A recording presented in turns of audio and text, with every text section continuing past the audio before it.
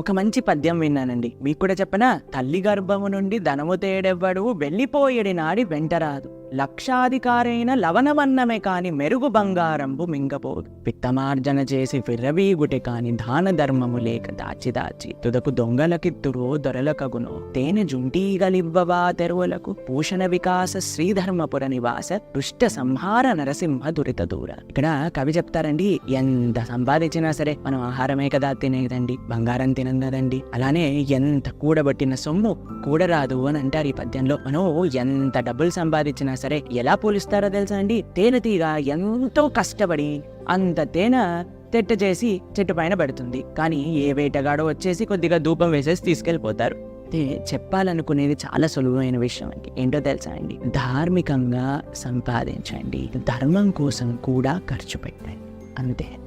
Hare Krishna.